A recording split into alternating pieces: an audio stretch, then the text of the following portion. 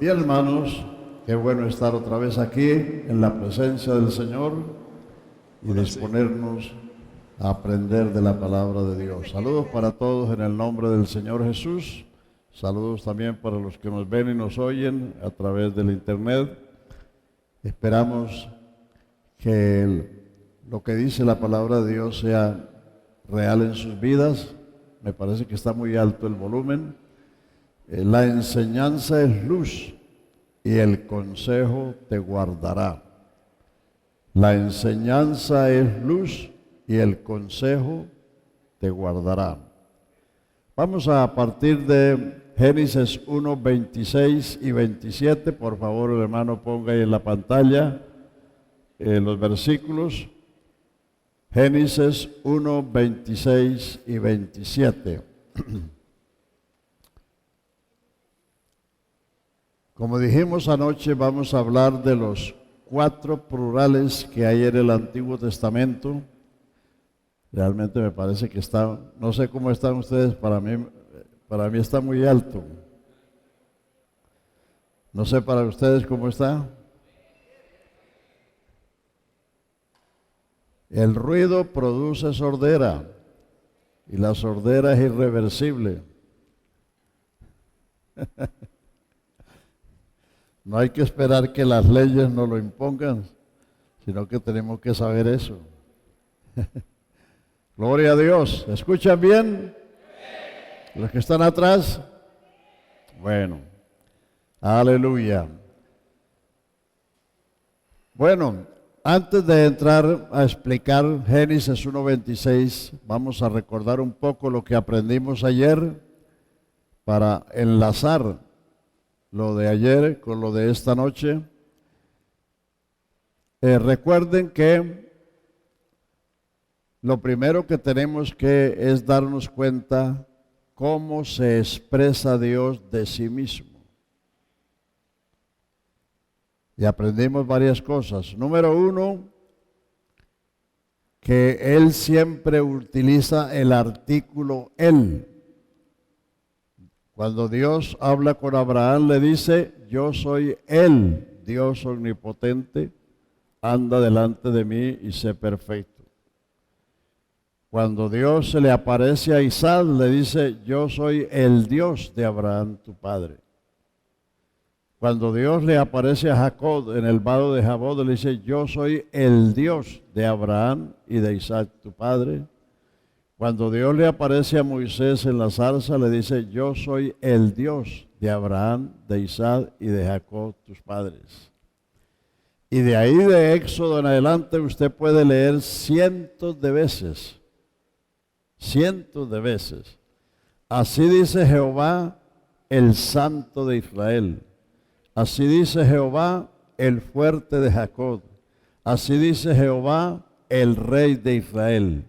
Él. Lo otro es los pronombres yo y mí. Génesis 6:3, no contenderá mi espíritu con el hombre, porque el hombre es carne. Mirad a mí y seis salvos todos los términos de la tierra, porque yo soy Dios y no hay más. Yo Jehová el primero y yo Jehová el postrero, y fuera de mí no hay Dios. De esos hay docenas de versículos en el libro de Isaías, partiendo del capítulo 40. Usted puede encontrar docenas de versículos donde el Señor dice que Él es el único Dios, el verdadero Dios, el omnipotente, el que redimió a Israel. Y también recuerden que vimos la palabra solo. Él solo redimió a Israel y con Él no hubo Dios ajeno. Mirad que yo soy Dios y no hay dioses conmigo. Él solo es Rey sobre todos los reinos de la tierra. Él solo extendió los cielos y anda sobre las olas del mar. Solo Él es el Altísimo Solo Él es Dios que hace maravillas. Es decir, esa es la manera en que Dios se expresa. Entonces, con Él no había ningún otro. Si yo voy a hablar de mi familia, tengo que decir mi esposa y mis hijos. Entonces, tengo que usar el plural porque somos una familia, pero Dios siempre se expresa de sí mismo como el único y verdadero Dios. Entonces tenemos que tener en cuenta eso para entonces ahora preguntarnos, ¿por qué entonces Génesis 1, 26 y 27? No quiten el texto de ahí, déjenlo ahí. ¿Por qué entonces dijo Dios, hagamos al hombre conforme a nuestra semejanza, conforme a nuestra imagen y conforme a nuestra semejanza? Y note que en el 27 no habla de la semejanza. Y creó Dios al hombre a su imagen. A imagen de Dios lo creó, varón y hembra los creó. Crear es una cosa y hacer es otra cosa. Crear está hablando de un hecho. En el principio creó Dios los cielos y la tierra. Versículo 21, creó Dios los grandes monstruos marinos. Y verso 27, creó Dios al hombre a imagen de Dios lo creó, varón y hembra los creó. Entonces el verso 26 no está hablando de creación, sino de hacer. Dijo Dios, hagamos al hombre conforme a nuestra imagen y nuestra semejanza. Hagamos es un propósito. Yo le puedo decir a usted, hagamos un negocio, hagamos un viaje, hagamos una fiesta, pero no le estoy diciendo cuándo. Puede ser mañana o el año entrante. Entonces Dios dijo, hagamos al hombre. Dios sí estaba hablando con alguien, porque si Dios no sabía hablar, ¿quién sabe hablar? Él es el único y sabio Dios. Entonces Dios sí estaba hablando con alguien. Y entonces, ¿cómo sabemos con quién hablaba Dios? Sencillamente, hay dos ejemplos bien claros ahí en el mismo libro de Génesis y en otros capítulos más tarde, que Dios creó la tierra, la formó y la compuso. O sea, el capítulo 1 de Génesis, como explicamos ayer, tiene 3 etapas. Creación, que es traer a la existencia lo que no existía. Formar es darle forma a la materia existente. Y ordenar es poner todas las cosas en su lugar. En el principio creó Dios los cielos y la tierra. La tierra estaba desordenada y vacía, y las tinieblas estaban sobre la faz del abismo. Todo era una materia deforme. Los científicos dicen que era una nebulosa. Pero entonces aparece Dios en la escena, el versículo 2. El Espíritu de Dios se movía sobre la faz de las aguas y Dios comenzó a hablar. Y dijo, hágase la luz, y hubo día y hubo noche. Hágase la expansión, y hubo aguas arriba y aguas abajo. Reúnanse las aguas y aparezca la seca.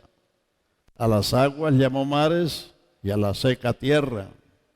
Haya lumbreras en los cielos para alumbrar el día y la noche y para señales de los tiempos. Dios comenzó a hablar y la materia comenzó a tomar su forma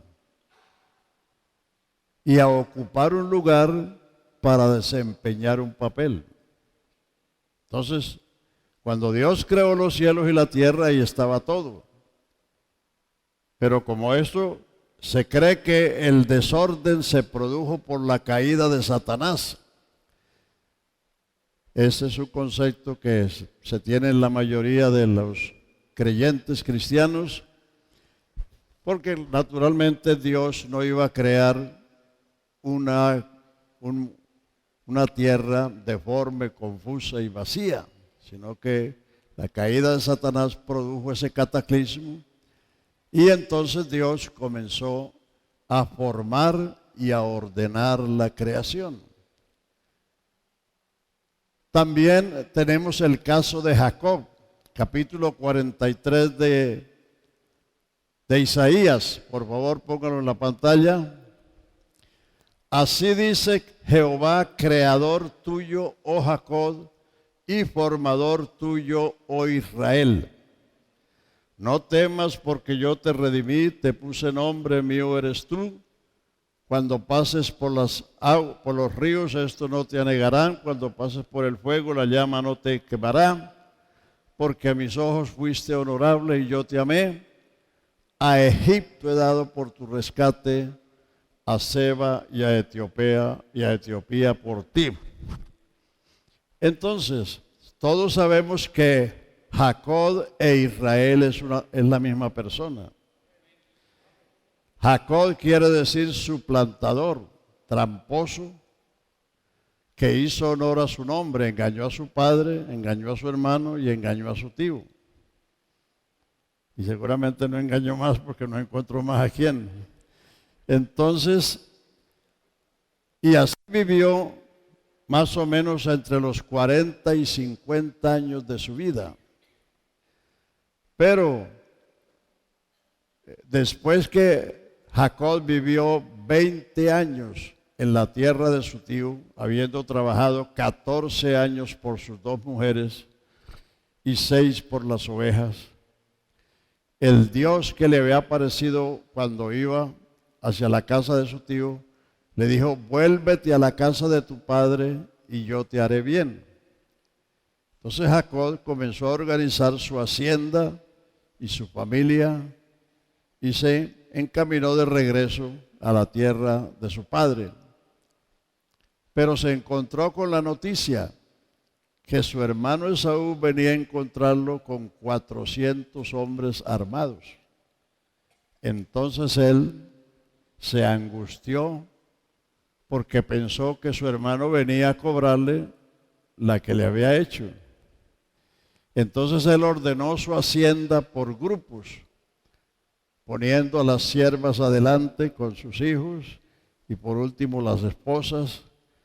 Y les dijo, si se encuentran a mi señor Esaú, diles que este es un presente de tu siervo Jacob. Quizás cuando vea su rostro, habré apaciguado su ira. Y Jacob se quedó solo en el vado de Jabot. Y aquella noche luchó con Jacob un ángel. No fue el ángel que luchó con Jacob. Un ángel un varón luchó con Jacob hasta que rayaba el alba. Y él le dijo, ¿cuál es tu nombre? Mi nombre es Jacob, tramposo, engañador, suplantador. Y él le dijo, no se llamará más tu nombre Jacob, sino Israel, que quiere decir príncipe de Dios, porque has luchado con Dios y con los hombres y has vencido. Allí fue donde Jacob fue hecho Israel. Allí fue donde Jacob se convirtió. Porque Jacob había hecho un voto 20 años atrás. Cuando iba de camino para la tierra de su tío y se acostó en el desierto, tuvo un sueño que vio una puerta abierta en el cielo y una escalera que desde el cielo se apoyaba en la tierra y los ángeles que subían y descendían por esa escalera y en la puerta estaba el Señor que le dijo: yo soy el Dios de Abraham y de Isaac tu padre. La tierra en que estás acostado te la daré a ti y a tu descendencia para siempre.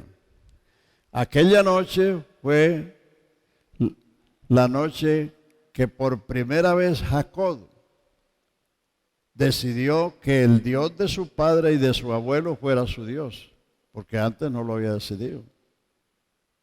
Por eso muchas veces con los hijos nuestros no hay que obligarlos, porque ellos tienen que decidir un día. Jacob tenía sus 20 años por lo menos cuando aconteció eso en el desierto. Entonces, como el Señor le hace semejantes promesas, entonces Jacob ungió aquella piedra y dijo, hizo un voto: si Jehová fuere conmigo en este camino que voy y me diere pan para comer y vestido para vestir, Jehová será mi Dios. Esa es la primera vez que Jacob, eso era más o menos, tenía unos 20 o más años. Jehová será mi Dios, y de todo lo que me diere, el diezmo lo apartaré para ti. Pero Jacob, él hizo la decisión, pero no se convirtió. Hay que entender, una cosa es reconocer al Señor y otra cosa es convertirse. Hay cristianos que tienen muchos problemas porque no se han convertido. ¿Qué es convertirse? Todos nosotros nacimos en el camino ancho que va a la perdición. Ancho y espacioso es el camino que va a la perdición y muchos los que van por él. Ahí nacimos todos y ahí íbamos todos. Pero un día Cristo se cruzó en el camino y nos dijo: arrepentíos y creed el Evangelio. Arrepentirse es detenerse en el camino que iba, pero eso no es todo. Pedro dice: arrepentíos y convertíos para que sean borrados vuestros pecados y vengan de la presencia del Señor tiempos de refrigerio. Entonces, para ser cristiano hay que hacer eso. Hay que arrepentirse del pecado y volverse a Cristo, porque todos nacimos de espaldas a Dios. Isaías 30:21 dice: oirás a tus espaldas palabra que te diga, este es el camino, andad por él. Todos nosotros escuchamos el Evangelio a espaldas nuestras, porque estábamos de espaldas a Dios y de cara al mundo. Y la conversión es el acto de dar media vuelta, darle la cara al Señor y darle la espalda al mundo. Amén. Amén. Eso era lo que no había hecho Jacob.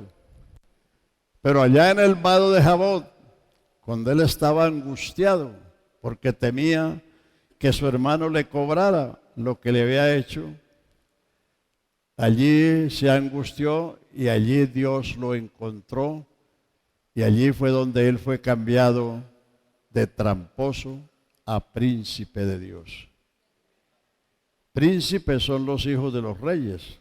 Todos los hijos de Dios son príncipes, porque somos hijos del rey. Aleluya. Entonces, así dice Jehová: yo soy tu creador, oh Jacob, y yo soy tu formador, oh Israel. La formación, la hechura, viene con el tiempo. San Juan 1:10, 11 y 12 dice que Jesús estaba en el mundo y el mundo no le conoció, que a lo suyo, a Israel su pueblo vino y los suyos no le recibieron, mas a todos los que le recibieron, a los que creen en su nombre, les dio potestad de ser hechos hijos de Dios. Si tenemos que ser hechos hijos de Dios, es porque no éramos hijos de Dios. Nadie en el mundo nació cristiano.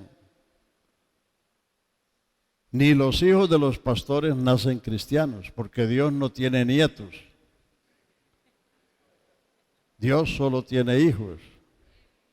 Todos nacimos adámicos, pecadores, mortales, perdidos y destituidos de la gloria de Dios. Así hayan nacido en una cuna de oro o hayan nacido en una estera. No importa su condición, esa es la condición que nos dejó nuestro padre Adán. Y por eso tenemos que detenernos en el camino, volvernos a Dios. Primera de Pedro 3:18 dice, porque también Cristo padeció el justo por los injustos para llevarnos a Dios. Si teníamos que ser llevados a Dios es porque no estábamos con Dios, sencillamente. Bueno, entonces tenemos dos ejemplos: la creación material y el mismo Jacob. Dios hablaba con los ministros del Evangelio, que somos los que tenemos el encargo de, mediante la predicación y la enseñanza, formar al hombre a la imagen de Dios. Todos nacimos como criaturas de Dios.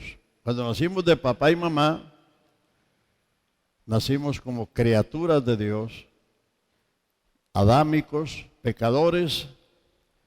Usted se da cuenta que en el cementerio no solamente hay tumbas de viejos, allá hay tumbas de bebés que no cometieron un pecado personal. ¿Pero por qué se murieron?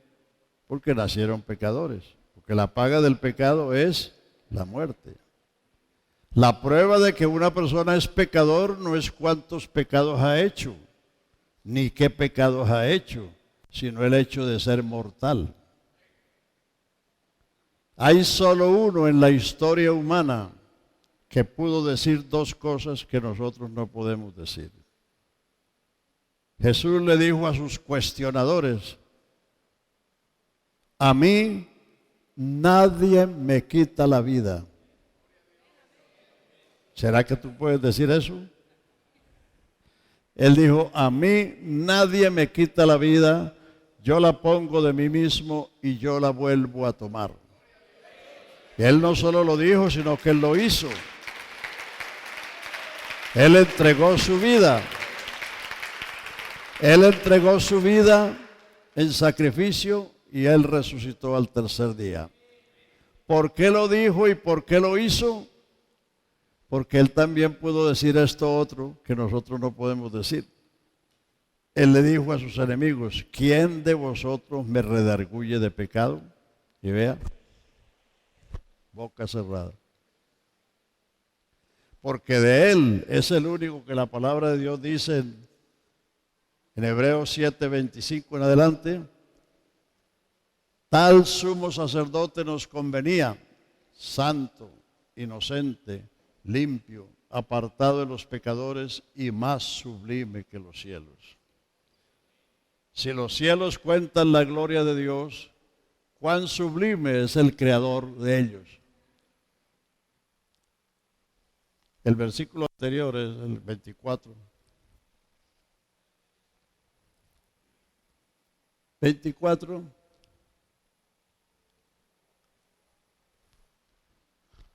¿Sería que se me pasó? ¿Se me olvidó? Hebreos 7, 23 o 24. Gloria al Señor Jesús.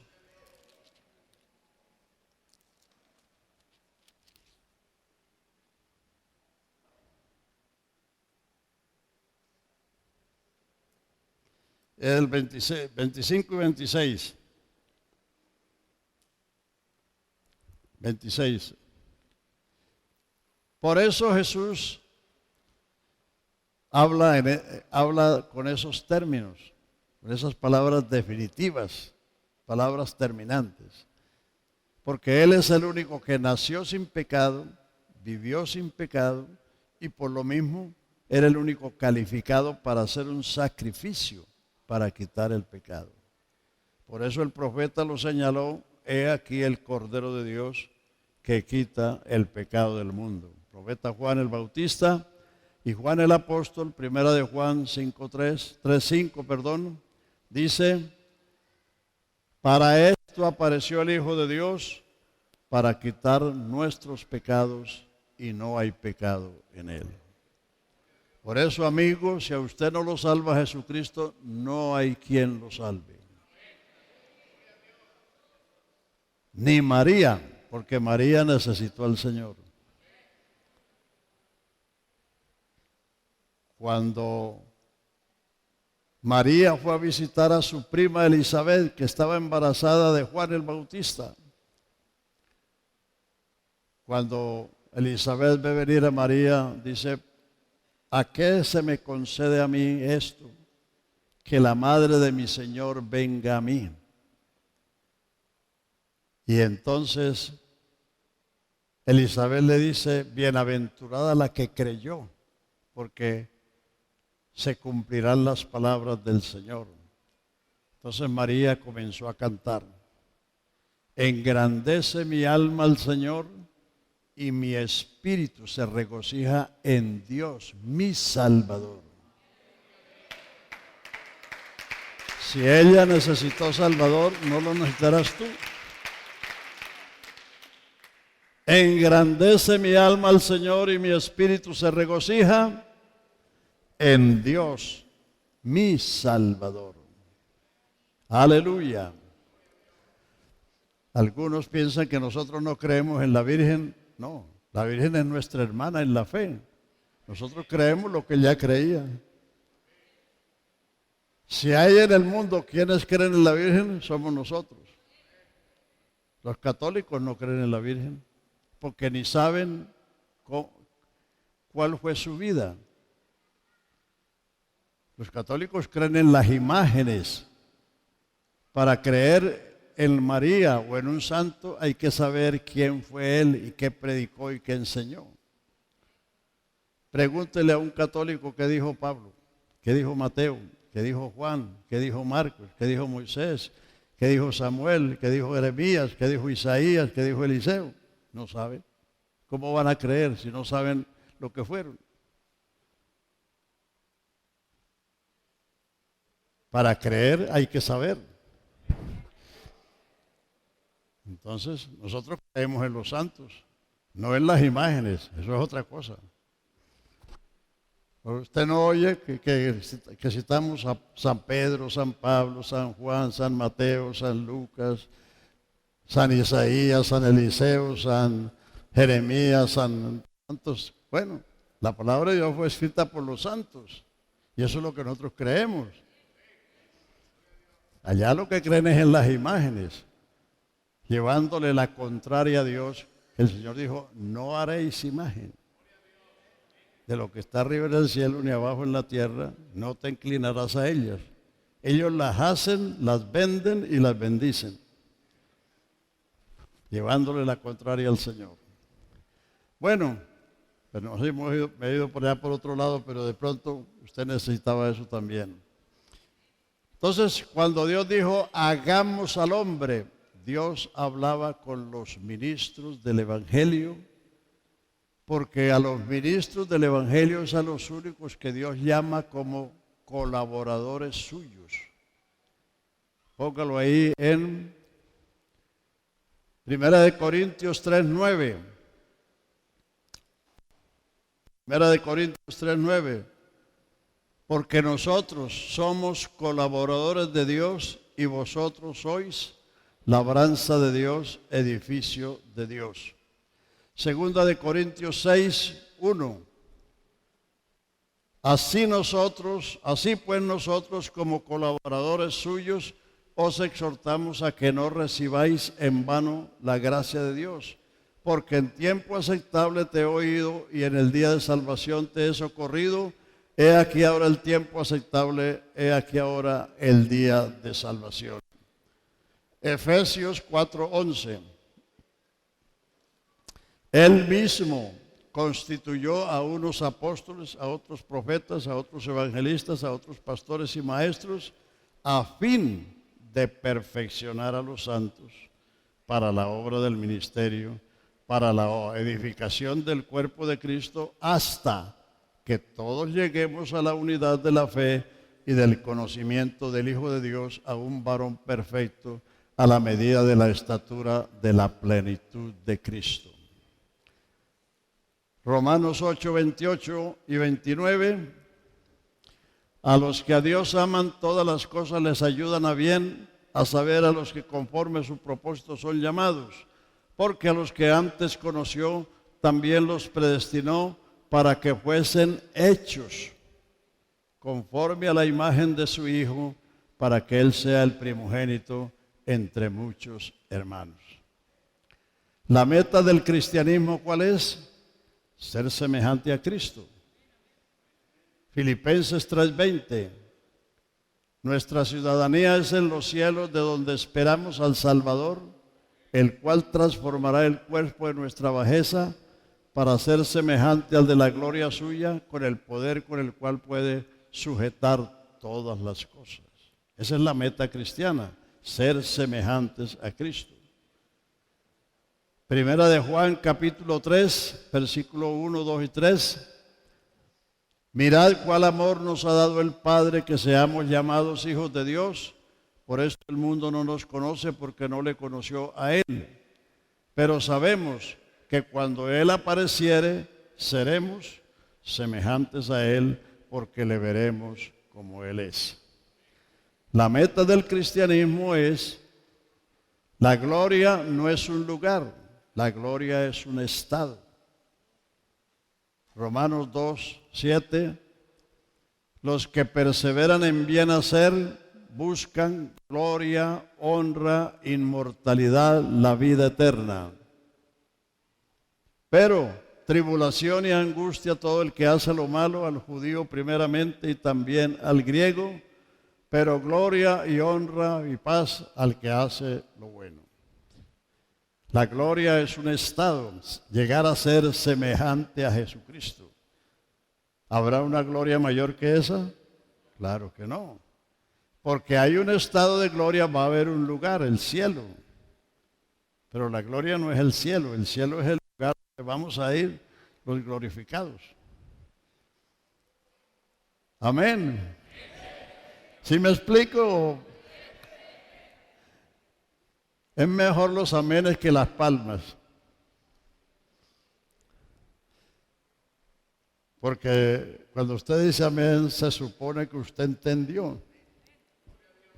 Y algunos hacen palmas porque otros hacen palmas. Pero el amén es una aprobación. Aleluya. Aleluya.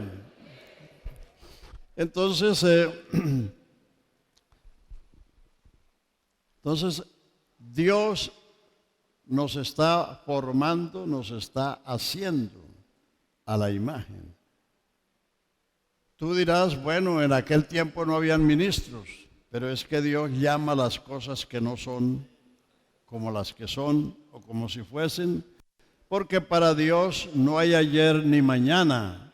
Él es el gran yo soy, el que existe por sí mismo, el eterno presente. Amén. Es mejor amén que palmas. Aleluya. Aleluya. Entonces, Dios sí hablaba con alguien. Hagamos al hombre. Dios creó al hombre. Eclesiastés dice, Dios creó al hombre recto y él se buscó muchas cuentas. Todos vinimos al Señor cargados. Él nos perdonó, Él nos lavó, Él nos limpió, Él nos hizo nuevas criaturas, pero por eso Dios designó un magisterio. Así como la universidad tiene un magisterio, que es el cuerpo de docentes, de doctores, de catedráticos que enseñan las diferentes ciencias, el Señor designó un magisterio que se compone de 5 ministerios: apóstoles, profetas, evangelistas, pastores y maestros. Y la finalidad de eso es perfeccionar a los santos, para que los santos cumplan su ministerio y para que lleguemos a esa meta, al conocimiento. Habrá ministros hasta el día de Cristo, hasta que todos lleguemos a la unidad de la fe y del conocimiento del Hijo de Dios. Todos estamos en la misma fe, pero no todos tenemos el mismo grado de fe, porque el grado de fe depende del conocimiento. Pero entonces el ministro es una persona que ha sido primero salvo. Nadie viene a la iglesia para ser ministro, todos vinimos como pecadores para ser salvos, y estando en la iglesia el Señor nos llamó y nos dotó de unos dones para ejercer el magisterio de perfeccionar la iglesia hasta el día de Cristo. Hay un ejemplo más bien un poco contemporáneo. La actual emperatriz del Japón, o sea, la esposa del emperador, hace 60 años era una plebeya, es decir, una mujer común y corriente que no tenía nada que ver con la realeza japonesa. Pero el que hoy es emperador en ese tiempo era príncipe y se enamoró de una plebeya. Entonces él, para poderse casar con esa plebeya, tuvo que reclutar un grupo de profesores, de maestros, para que la educaran y la prepararan para que cuando se casara no fuera una ignorante y supiera comportarse a la altura de la realeza japonesa. Eso es lo que hizo Cristo. Él vino a lo suyo, su pueblo Israel. Su pueblo Israel lo condenó como un farsante, como un blasfemo, como un engañador. Entonces él se enamoró de una plebeya, el mundo gentil. Aleluya. ¿Se acuerda lo que dice Pablo en Efesios 2:11? Por tanto, acordado de vosotros los gentiles, que en otro tiempo erais llamados sin circuncisión por la llamada circuncisión, que en aquel tiempo estabais sin Cristo, alejados de la ciudadanía de Israel, ajenos es lo que no es de uno, ajenos a los pactos de la promesa, sin Dios y sin esperanza en el mundo. Esa era nuestra condición. Pero el Salvador, rechazado por su pueblo, extendió su mirada, aleluya, a este mundo gentil. Se enamoró de una plebeya y dio su vida por ella. Y no solamente dio su vida, sino que al resucitar de los muertos y ascender al cielo, designó un magisterio y ha reclutado a miles, cientos de miles de ministros en 20 siglos que se han ocupado, nos hemos ocupado de perfeccionar la iglesia hasta el día de Cristo. Aleluya, aleluya. El apóstol Pablo resume en 4 hechos el propósito de Dios con la iglesia. Está en Efesios 5, 25, 26 y 27. Cristo amó la iglesia. Eso fue antes de la fundación del mundo. Se entregó a sí mismo por ella. Note que no dice amó las iglesias, amó la iglesia. Se entregó a sí mismo por ella, no por ellas. ¿Para qué? La escogió, se entregó por ella para santificarla y purificarla como el lavacro de la palabra. a través de la predicación y la enseñanza, a fin de presentarse la gloriosa sin mancha, ni arruga, ni cosa semejante, sino que sea santa y sin mancha. Para eso designó Él el magisterio de la iglesia, y esa es nuestra tarea. Por eso lo hacemos con todo gusto, y si hay que hacerlo con sacrificio, lo haremos también, porque para eso fue que el Señor nos llamó y nos designó. Aleluya. Aleluya. Entonces Dios sí hablaba con alguien. Dios hablaba con los ministros, porque Dios conoce el fin desde el principio. Y si quieren otra prueba más, ahí en Romanos 8:30 dice: a los que antes conoció, también los predestinó, y a los que predestinó, estos también llamó, y a los que llamó, a estos también justificó, y a los que justificó, a estos también glorificó. Pero no estamos glorificados. Eso es el día de Cristo. Pero Dios lo cuenta como un hecho, porque el plan de Dios no va a fracasar. El consejo de Dios permanecerá para siempre. El Salmo 33 dice: tema a Jehová todas las naciones, teman de Él todos los pueblos. ¿Por qué? Porque Él dijo y fue hecho. Él mandó y existió. Él hace nulo el consejo de los pueblos y frustra las maquinaciones de los pueblos, pero el consejo de Jehová permanecerá para siempre. Ahí está nuestra seguridad. La seguridad es que uno de los salmos dice: Él cumplirá su propósito en mí. Un día el Señor se cruzó en su camino y te salvó, y tiene un propósito contigo y lo va a cumplir. Aquel día que Jacob hizo ese voto allá en el desierto, el Señor le dijo: la tierra en que estás acostado te la daré a ti y a tu descendencia, y no te dejaré hasta que haya cumplido todo lo que te he dicho. Aleluya. Así que no estamos ni en las manos del mundo, ni en las manos del diablo, mucho menos. Estamos en las manos del Todopoderoso. Aleluya. Él tiene un propósito. Él planeó, Él ordenó, Él prometió, Él legisló, y Él mismo es el ejecutor de su propósito y de su plan. Él es el autor y el actor de la salvación. Él hizo la salvación en el Calvario y Él es el que la protagonizó en su vida. El día que el Señor te salvó, Él fue el que te salvó, no fue la iglesia. La iglesia es la compañía de los salvos, la congregación de los redimidos, el pueblo de Dios. Aleluya. Para ser iglesia hay que ser salvo. Claro que mucha gente confunde la iglesia con el templo. Dicen: vamos para la iglesia, nos encontramos en la iglesia, venimos de la iglesia. No, eso está mal dicho. Venimos del templo, de la capilla, de la casa de oración. La iglesia somos nosotros.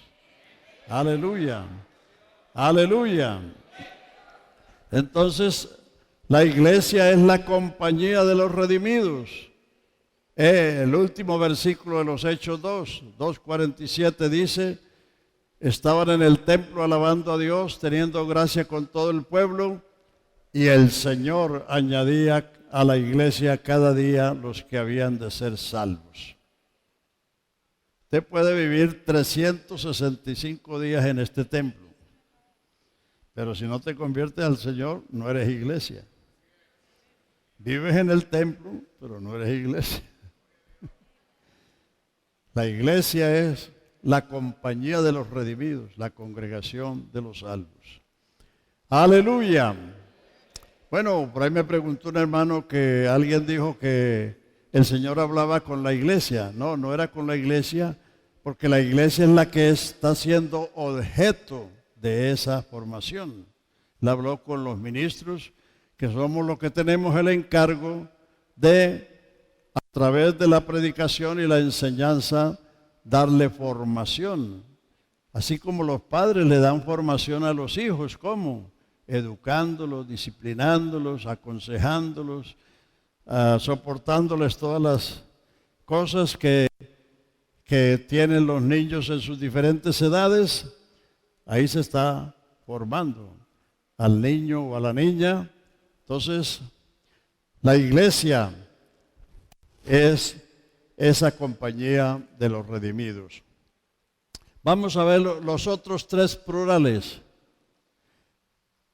Entonces los otros tres plurales están en Génesis 3:22. He aquí el hombre es como uno de nosotros, sabiendo el bien y el mal. Ahora pues, para que no alargue su mano y tome también del árbol de la vida y viva para siempre, el Señor puso un querubín. El versículo que sigue, hermano. Sacó Jehová del huerto del Edén para que labrase la tierra de la que fue tomado, y echó pues fuera al hombre y puso al oriente del huerto de Edén querubines y una espada encendida que se revolvía por todos lados para guardar el camino del árbol de la vida, para que el hombre no pretendiera ahora comer del árbol de la vida siendo un pecador y vivir para siempre. Ahí, ese es el primer juicio, y ahí está el fuego. El fuego no es el Espíritu Santo, el fuego es el juicio de Dios. El fuego pentecostal, el Espíritu Santo, es una tradición, pero no es la verdad. En el día de Pentecostés se les aparecieron lenguas repartidas como de fuego, no era fuego. Vino un estruendo como de un viento recio. Cuando Jesús fue bautizado, el Espíritu Santo descendió sobre él como paloma, no era una paloma. Entonces, el fuego es el juicio. El único que habla del fuego es Juan el Bautista, cuando dijo: el que viene tras mí, a quien no soy digno de desatar la correa de sus sandalias, él os bautizará con el Espíritu Santo y fuego. Son dos bautismos. Y a continuación dice cuál es el fuego. Su aventador está en su mano. Aventará su era. Recogerá el trigo y lo pondrá en el alfolí y quemará la paja en el fuego. Eso está en Mateo 3. Y en Lucas 3 dice: el hacha está puesta a la raíz de los árboles, y todo árbol que no dé buen fruto será cortado y echado al fuego. El fuego es el juicio. Lo que pasa es que Dios es como una madre. Así como la madre es la única que tiene esa capacidad de interpretar el llanto del niño, porque al niño le duele el estómago o el oído, o tiene hambre o tiene sed, y él no sabe decirlo, lo que hace es llorar. Pero la mamá, Dios le ha dado esa capacidad de que pueda interpretar qué es lo que el niño tiene para suplirle la necesidad. Y Dios, aunque sus hijos digamos torpezas o cometamos errores o cantemos cosas que no son, ¿se acuerdan, hermanos, Ezequiel por allá por los años 50 y 60, que uno de los especiales era tierra divina y bendita la de Palestina donde nació Jesús? Eso se cantaban como especiales.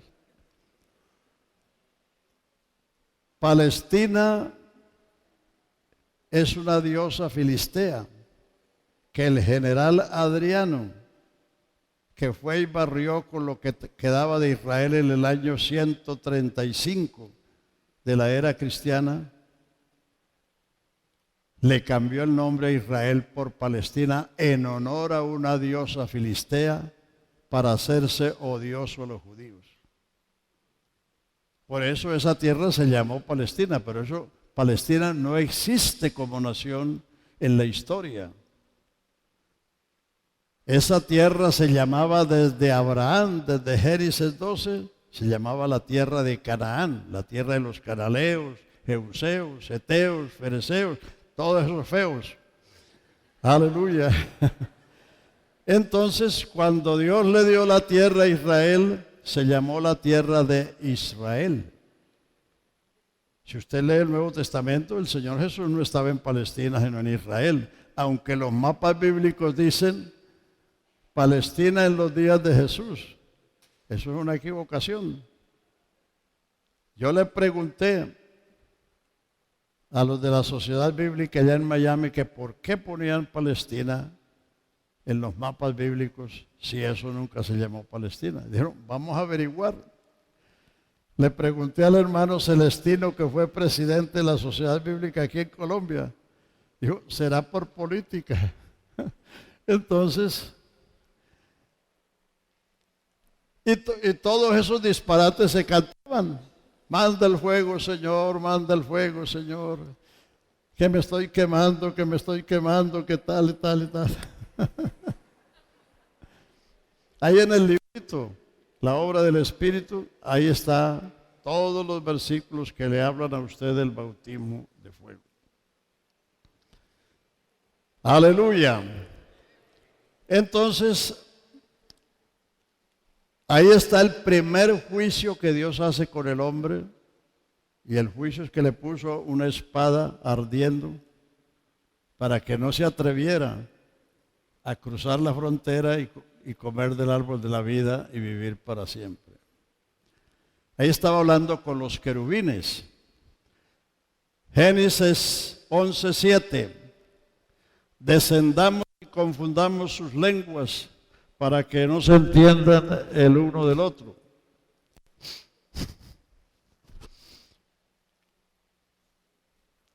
Ese fue otro acto de juicio. Los descendientes de Noé se establecieron en las llanuras del Sinar y se dijeron unos a otros, venid, edifiquémonos una ciudad, hagámonos una torre cuya cúspide llegue al cielo, hagámonos un nombre por si fuéramos esparcidos. Entonces Dios dijo, ya estos se han propuesto y nadie los va a hacer desistir de lo que se han propuesto. Y Dios vino y les desmoronó la torre y les confundió sus lenguas. Fue un acto de juicio. Isaías capítulo 6, versículo 8. Versículo 8. Después oí la voz del Señor que decía, ¿quién enviaré y quién irá por nosotros? Entonces respondí yo, heme aquí, envíame a mí. Si usted lee los capítulos anteriores de Isaías, se está hablando del juicio contra Israel. El capítulo 1 dice que si no fuera porque el Señor les había dejado un remanente, serían semejantes a Sodoma y a Gomorra, porque eran tantos los pecados que Israel había cometido que hubieran desaparecido del mapa si el Señor no les hubiera dejado un remanente. Todos son actos de juicio.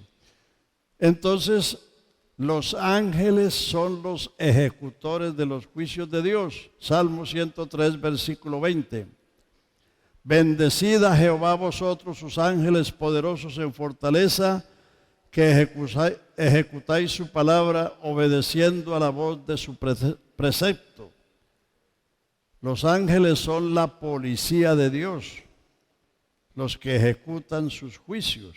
Ahí está el primer juicio, el segundo juicio, el tercer juicio. ¿Quién fue a ejecutar el juicio en Sodoma y Gomorra? Los dos varones que acompañaron al Señor a la tienda de Abraham, según el capítulo 18 de Génesis, llegaron a la caída de la tarde a Sodoma y fueron los que hicieron fuerza a Lot para salir, porque el hombre estaba tan enraizado ahí que dice que le hacían fuerza según la misericordia de Dios. ¿Y qué le dijeron los ángeles a Lot?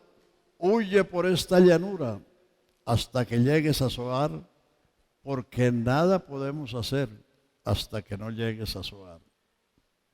Ellos eran los encargados de descargar el juicio pero hasta que Lot y sus hijas no estuvieran seguras, ellos no lo iban a hacer. En el juicio en Egipto, el ángel de la muerte entró en todas las casas de los egipcios donde no había puesta la sangre en el dintel de la puerta, como prueba de que los habitantes estaban comiendo la Pascua. Entró el ángel de la muerte y mató a los primogénitos. En el libro de Jueces, en el capítulo 5, el canto de Débora, dice que desde sus órbitas pelearon las estrellas contra Javín.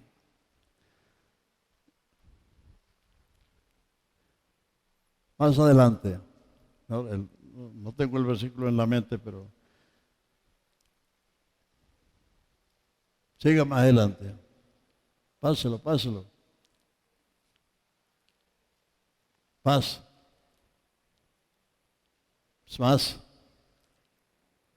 Siga.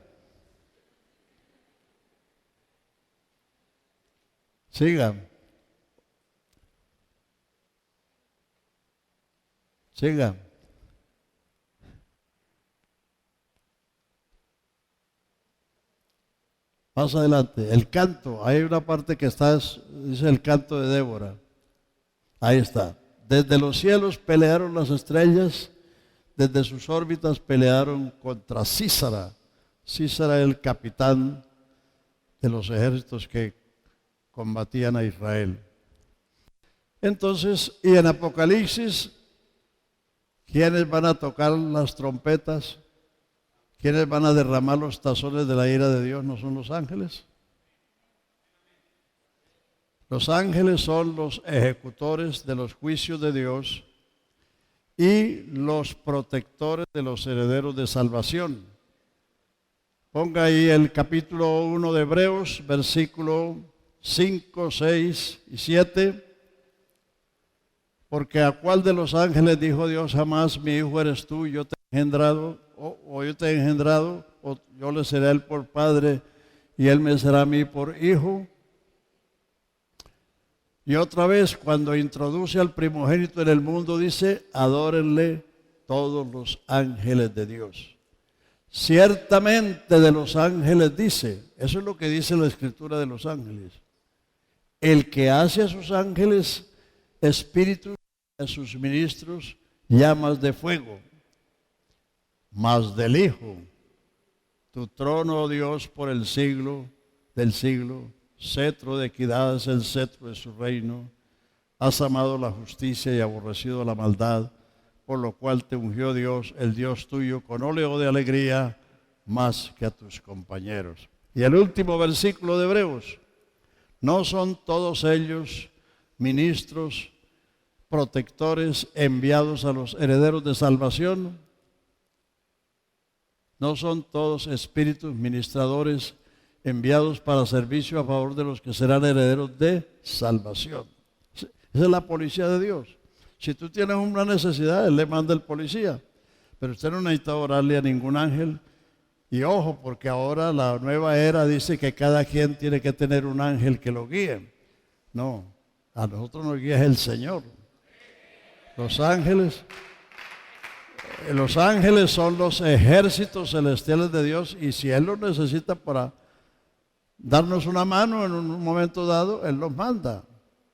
Pero no hay que orar a los ángeles, al único que se invoca es al Señor, nuestro Dios y Salvador Jesucristo.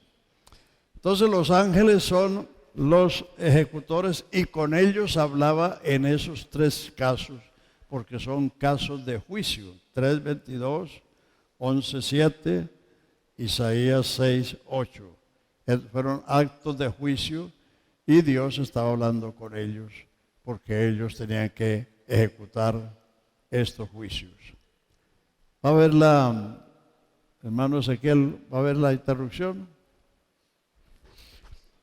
Vamos a cantar ese coro, Primera de Timoteo 1:17, póngalo ahí, para que se lo aprendan los hermanos, porque me parece raro que no se lo sepan.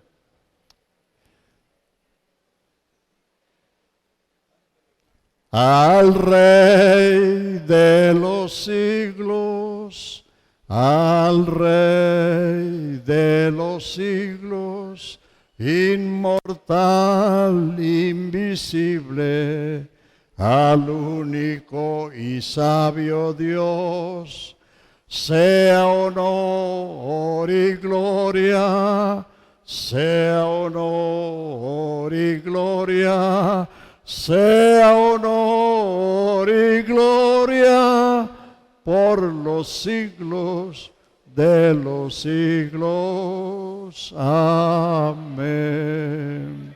Al Rey de los siglos, al Rey de los siglos, inmortal, invisible, al único y sabio Dios, sea honor y gloria, sea honor y gloria, sea honor y gloria por los siglos de los siglos. Amén.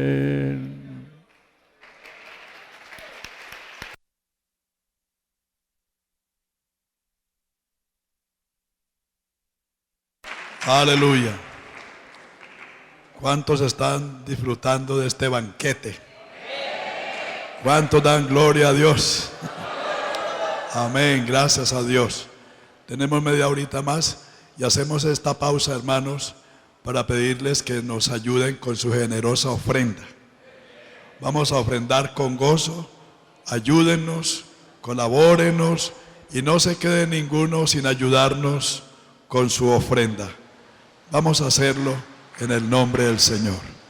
Los hermanos encargados de recoger la ofrenda, tengan la amabilidad de hacerlo pronto.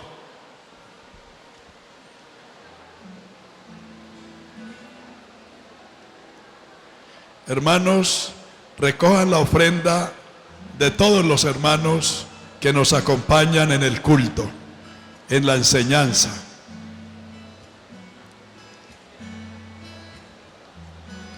Recojan la ofrenda, hermanos, 2 de allá para acá y 2 de aquí para allá. Es lo que tenemos organizado.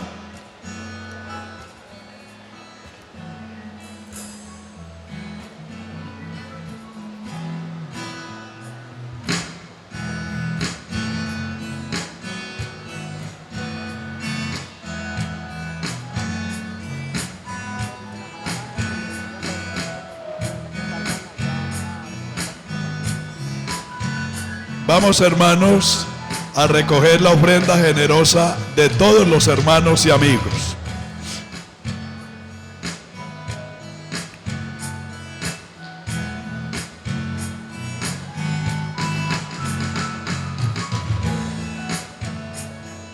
Gloria a Dios.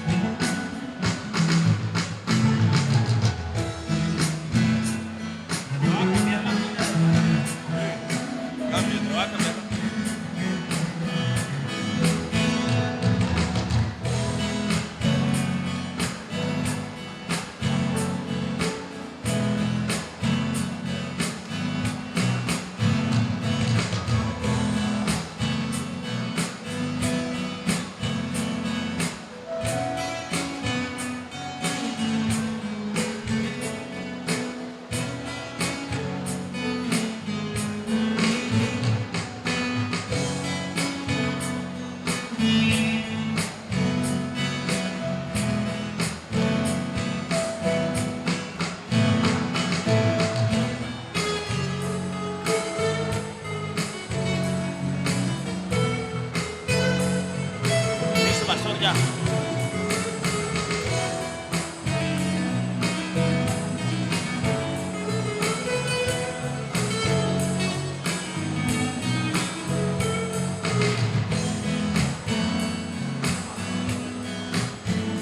Hermano Jorge, hermano Jorge. Hermano Jorge, puede seguir.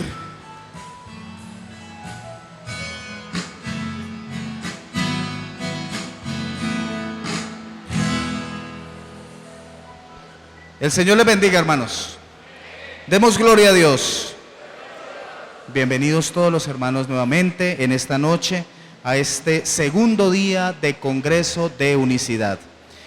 Queremos, hermanos, darles a conocer que la temática y todo el contenido del Congreso se encuentra en estos dos preciosos libros: El Ministerio de la Piedad y la Obra del Espíritu Santo, que se seguirá viendo más adelante. Pero tenemos una gran noticia, hermanos, que para los primeros 20 hermanos que compren el libro serán autografiados directamente por el hermano Eliseo Duarte en la parte de la librería. Entonces, hermanos, queremos que ustedes se lleven esta bendición y quiero dejarlos con un aparte del prólogo que fue escrito por nuestro pastor, hermano John Freddy Otálvaro, y dice así: al nivel del pueblo hispano hemos sido testigos de la publicación de varios tratados, folletos y algunos libros que abordan el tema de la unicidad de Dios, que han llegado a ser de enorme bendición para muchos. Sin embargo, es necesario aceptar que realmente no es fácil encontrar un buen libro que hable de la doctrina de la divinidad, que fascine al lector y que a la vez siembre de manera clara en su vida la verdad de la unicidad de Dios. Aquí tenemos, hermanos, este precioso texto. Que el Señor Jesús les bendiga. Bien, mis hermanos, vamos a seguir entonces otros minutos más. Entren, hermanos, sigan, logremos la enseñanza. Dice que oirá el sabio y aumentará el saber. Amén. Entonces, pongámonos cómodos y escuchemos alguna aparte más de estas enseñanzas que tenemos esta noche. Gloria a Dios. Seguramente surgen preguntas en el curso de la enseñanza.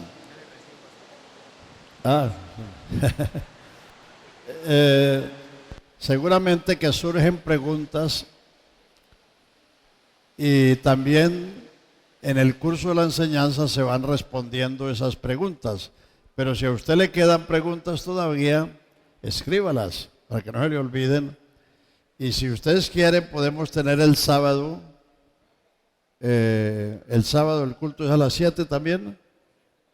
Podemos tener 2 horas, de 5 a 7, una reunión de preguntas y respuestas para todos los que quieran venir y hacer preguntas sobre el tema o sobre otros temas de la palabra de Dios. Entonces, porque lo importante es que usted entienda. Recuerden lo que dice Isaías 45:10: vosotros sois mis testigos para que me conozcáis, creáis y entendáis que yo mismo soy, que antes de mí no fue formado Dios, ni lo será después de mí. En la medida que uno entiende, uno puede creer. Uno no puede creer lo que no sabe. Entonces uno necesita entender, tener claridad. En la medida que uno entiende, cree. Y en la medida que uno cree, recibe. Porque Dios funciona a través de la fe. Si usted lee la lista de Hebreos 11, por la fe Abel, por la fe Enoc, por la fe Noé, por la fe Abraham, por la fe Sara, por la fe Isaac, por la fe Jacob, por la fe José, por la fe Moisés, por la fe Josué, por la fe Jefté, por la fe Barat, por la fe Sansón, por la fe David, por la fe Samuel. Y el escritor dijo: el tiempo me falta para seguir con la lista. Que por fe conquistaron reinos, hicieron justicia, se hicieron fuertes en batalla, evitaron filo de espada, pusieron en fuga ejércitos extranjeros, taparon bocas de leones. Es decir, todas esas maravillas que usted lee en el Antiguo Testamento, todo eso se sucedió por la fe. Y para que haya fe tiene que haber una promesa. No hay fe sin promesa. El mundo está plagado de creencias, pero eso no es fe. Fe es creerle a Dios. Y para creerle a Dios hay que haber oído a Dios. ¿Cómo consiguió la fe Noé y Abraham? La generación prediluviana estaba corrompida en extremo y el designio del corazón del hombre era de continuo al mal. Entonces Dios dictó una sentencia: raeré desde el hombre hasta la bestia. Pero hubo una excepción: mas Noé halló gracia delante de Dios. ¿En qué consistió esa gracia? Que Dios vino a Noé y le dijo: Noé, el fin de toda carne es venido delante de mí. Hazte un arca de madera de gofer, calafatéala con brea. Le dio todas las medidas y las especificaciones. ¿Y qué dice Hebreos 11? Dice: por la fe Noé, habiendo oído palabra respecto a cosas que no se veían. Los prediluvianos no sabían qué cosa era llover. Entonces, por la fe, habiendo oído palabras respecto a cosas que no se veían, con temor aparejó el arca en que su casa se salvase. Por esa fe condenó al mundo de entonces y fue hecho heredero de la justicia que es por la fe. ¿Cómo consiguió la fe? Porque Dios vino a él y le habló y él le creyó. Lo mismo Abraham. Abraham era un pagano en Ur de los Caldeos. Su padre Taré lo había nombrado sacerdote de los ídolos. Pero el Dios de la gloria le apareció y le dijo: sal de tu tierra y de tu parentela y vete a la tierra que yo te mostraré. Y Abraham creyó a Dios. Fe es creerle a Dios, no en Dios. En Dios cree todo el mundo. Entonces, por eso hay que oír la palabra de Dios. Aleluya. Todo eso, vea, todo ese relato de la palabra de Dios, 4100 años, obedece a dos cosas. Dios hizo promesas y Dios encontró quien se las crea. Y cuando Él encuentra a quien le cree sus promesas, Él las cumple. Así de sencillo. Así de sencillo. No hay fe sin promesa. Y sin fe es, ¿qué dice la Biblia? Imposible agradar a Dios, porque es menester que el que a Dios se acerca crea que le hay y que es galardonador de los que le buscan. Aleluya. Esto es para despertarles el deseo a ustedes de leer la palabra de Dios, de escudriñar la palabra de Dios. Muchos de los evangélicos de hoy en día dependen solamente de lo que les dice el líder, pero no saben lo que dicen las Escrituras. Por eso comen gato por liebre.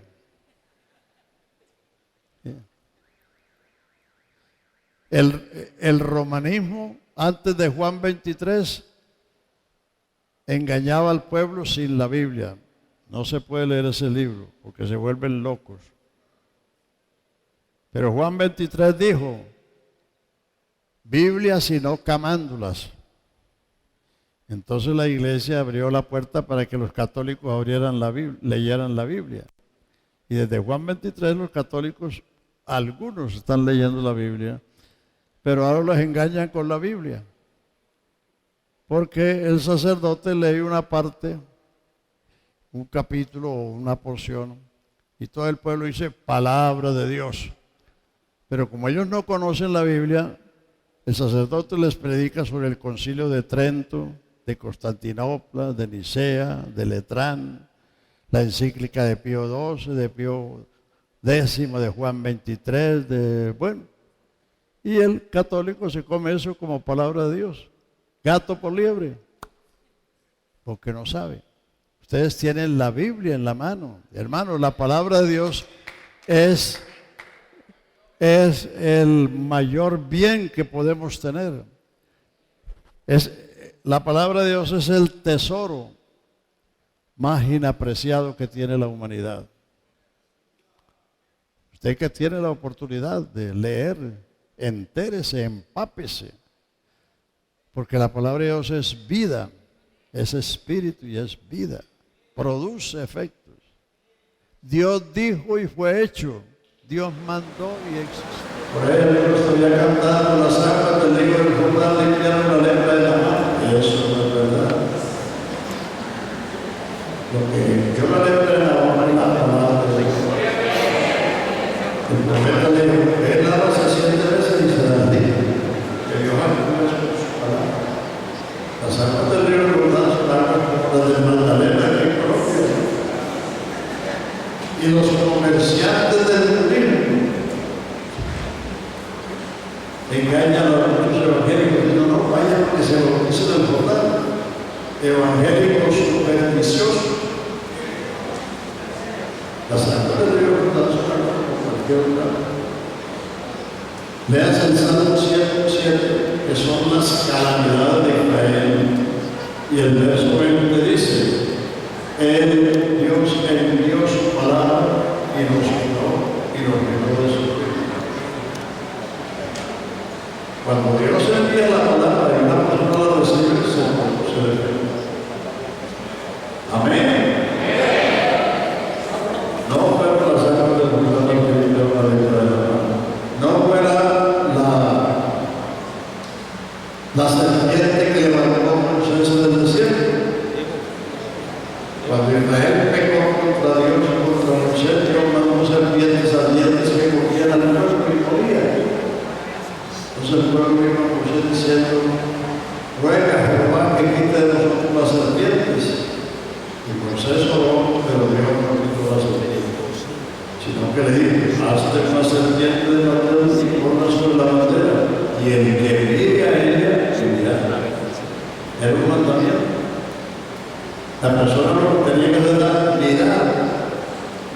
Pero después de muchos años, Josías, un rey de que destruirla, y ya los israelitas estaban quemando incienso a las serpientes. Porque el hombre es terriblemente supersticioso. Quiere poner la vida en lo que se ve. Y las cosas que se ven son temporales, pero las que no se ven son eternas. La fe es la certeza de lo que se espera y la convicción de lo que no se ve. Amén. Es una definición de fe. El que necesita algo para ver está confesando que no tiene fe. Porque la fe es la certeza de lo que se espera y lo único que se puede esperar con certeza es lo que Dios ha dicho, porque Dios no puede mentir. Él es la verdad. Entonces, el mundo está lleno de superstición.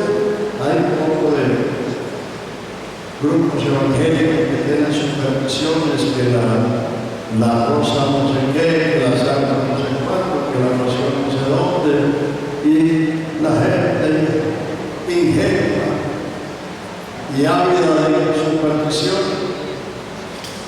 se ponen a creer en las cosas. Aún entre nosotros en el pasado había ¿cuántos hermanos no dejaban la Biblia abierta en el Salmo 91 para que no se les entraran los ladrones?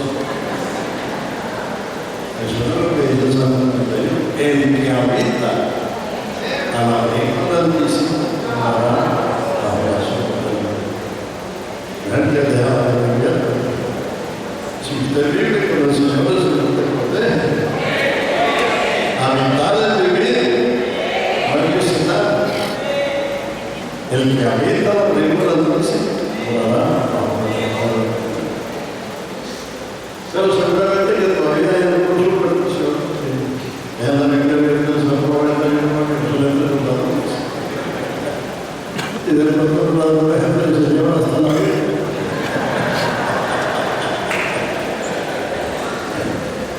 Aleluya. Aleluya. Bueno, entonces tenemos bien claro ya, pero como les dije, si les quedan preguntas, anótenlas y el sábado podemos tener de 5 a 7. ¿Está bien? Todos tengan preguntas, pero escríbanlas y las traen al hermano Ezequiel. Y porque es importante lo que usted pregunte, no solamente les va a servir a ustedes sino a los demás. Entonces, bueno, entonces miremos por otra parte las manifestaciones de Dios. Volviendo a donde comenzamos ayer, Hebreos 1, Dios, habiendo hablado, pasado muchas veces, de muchas maneras, en otro tiempo, ahora a los padres como profetas.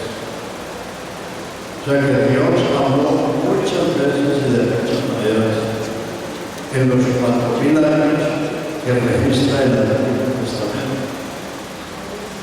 Abraham, Dios le apareció en Mesopotamia y le dijo: sal de su tierra y vete a la tierra de Jerusalén. Cuando Abraham llegó a la tierra, Dios le apareció y le dijo: esta tierra te la daré a ti en tu descendencia de la nación. Luego, en el capítulo 15, Dios le dijo: yo soy el Dios omnipotente, anda delante de mí, sé perfecto. Y hizo el pacto de la circuncisión. Y en el capítulo 17, vuelve otra vez la etapa. En el capítulo 18 ya le aparece el ángel, lo veíamos ayer en el Génesis 18, le apareció en el escenario de Marte. O sea, Dios le apareció varias veces a Abraham y a Jacob. Lo mismo a Jacob, el día que iba huyendo de su hermano y el día que regresó para la casa de su padre, y después le apareció muchas otras veces. A Moisés le apareció en la zarza para llamar. La zarza ardiendo no es el Espíritu Santo. La zarza ardiendo es Israel ardiendo en la aflicción, en la angustia. Cuando Moisés vio esa zarza que ardía y no se consumía, eso sucede todos los años en los desiertos. Hay incendios forestales naturales. En California sucede todos los años, en Colorado, y en muchas otras partes del mundo. Pero lo que llamó la atención de Moisés es que la zarza ardía y no se consumía, no se quemaba. Entonces digo: iré y veré esta grande visión, porque la zarza no se quema. Y dice el verso siguiente: cuando Jehová vio que Moisés iba a ver, Moisés, la tierra en la que estás parada, ya pasada es, quítate la sandalia de tu pies. Yo soy el Dios de Abraham, de Isaac y de Jacob. Ven, te enviaré para que saques a mi pueblo, porque he visto sus aflicciones, he oído su clamor y he descendido para ayudar. Israel estaba haciendo ladrillo a fuerza delante. Estaba sufriendo una esclavitud terrible. Y esa era la zarza ardiendo en el fuego de la aflicción. Y la zarza fue para llamar. La zarza nunca más apareció. Tenía un propósito de llamar. Luego Dios le aparece en el monte,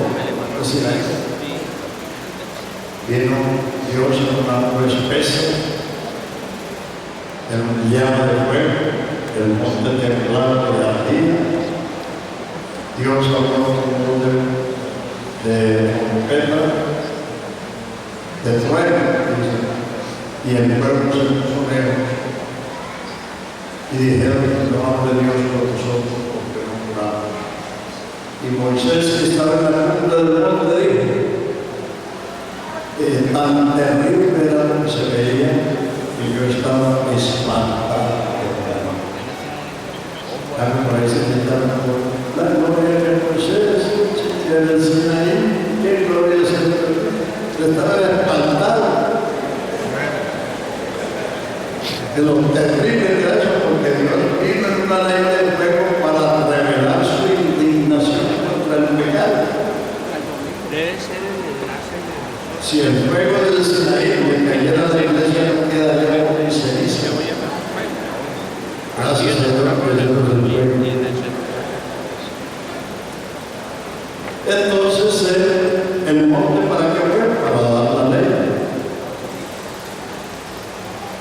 Le dio las dos armas y entonces le dijo que como ellos eran un pueblo de dura servicio y perdido de corazón, que él no iba a ir con él, iba a mandar su arma.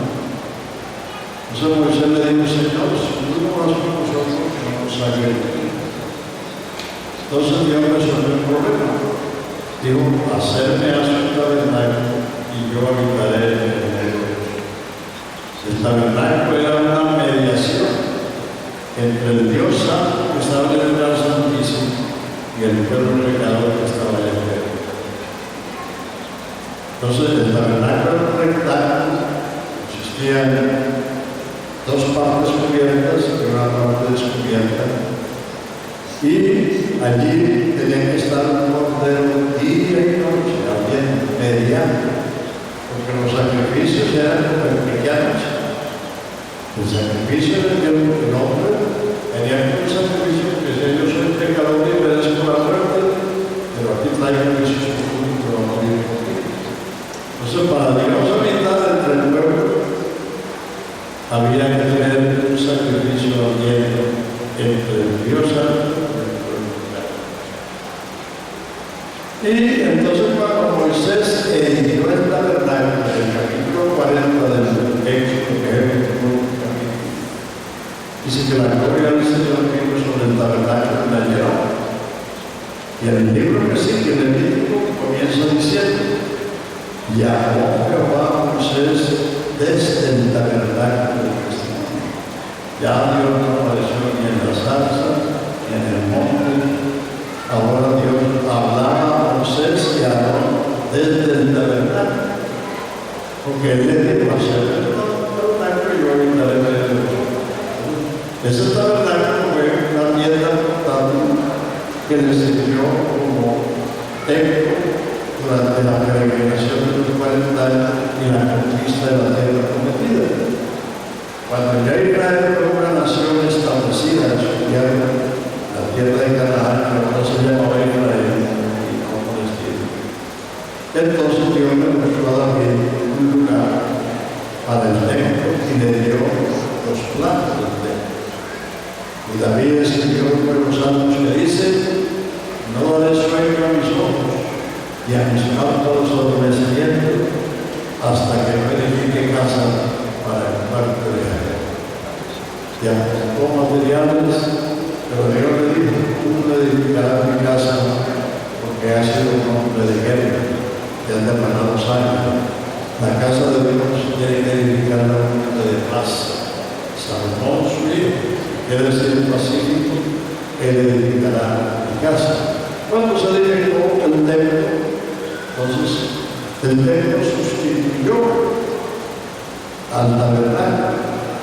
Se trajo el arca hacia el templo. Y ahí siguió hablando Dios en el templo hasta cuando vino Jesucristo. Cuando vino Jesucristo y encontró que eso era un mercado, entonces hizo una sopa de pueblos y sacó a los vendedores, a los campistas, y porque era una casa de mercado, y mi casa de oración, como lo había dicho el trabajador, porque como viaje, iba gente a Jerusalén de todas estábamos en la pista, cambiaban la moneda, allá estaban vendedores de corderos, de carros, de pollos, de becerros y de todo para que la gente comprara y hiciera sus sacrificios. Y como dije anoche, no recuerdo si lo dije, que ese templo fue sustituido por la iglesia, que es el templo de Dios. Él le dijo a los samaritanos: vosotros adoráis en ese monte el Sina, los judíos adoran el monte en el templo de Jerusalén. Pero eso le dijo: mujer que ahora viene, que ahora es. ¿Cuántos los verdaderos adoradores adorarán al Padre en espíritu y en verdad? Dios es espíritu, y los que adoran en espíritu y en verdad es necesario que adoren. El Señor le dijo a la samaritana que ese templo y ese monte iban a pasar la historia para dar lugar a la iglesia, que es la iglesia. Vosotros sois el templo de Dios, como Dios dijo: habitaré en ellos, andaré en ellos, seré de ellos, y ellos serán. ¿No sabéis que es el templo de Dios, que el Espíritu de Dios mora en vosotros? El Espíritu Santo vino el día de Pentecostés. Son los primeros 120 creyentes. Con ese acontecimiento nació la iglesia, y desde entonces el Espíritu Santo está en la iglesia. Por eso cuando tú llegaste a la iglesia sentiste algo que no sentiste en ningún lugar. Y ese algo es la presencia de Dios. En la casa de Dios. Entonces, Dios habló de muchas maneras, pero eso no multiplicó a Dios. Dios sigue siendo único, siendo solo.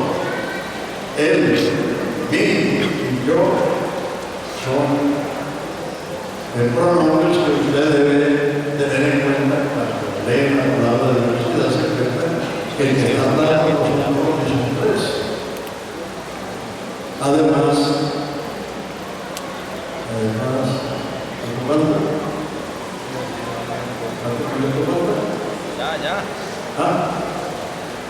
ya son una prueba. Dejémoslo como ya, gloria a Dios. Entonces, hermanos, tengamos conciencia, es decir, el conocimiento. Recuerden lo que dice el profeta Daniel: el pueblo que conoce a Dios se esforzará y ayudará. El pueblo que conoce a Dios se esforzará y ayudará. Hoy en el mundo hay mucha gente claudicando porque hay nuevas formas de cultura, pero el que conoce a Dios se esforzará en ayudar, se mantendrá firme en la única fe, la fe. Un Señor, la iglesia es un cuerpo, tiene un espíritu, una sola esperanza, un solo Señor, una sola fe, un solo bautismo, un solo Dios y Padre de todos, y parece sobre todo. Siempre es el número perfecto, y esos 7 lazos son los lazos de la humanidad. Dios los bendiga.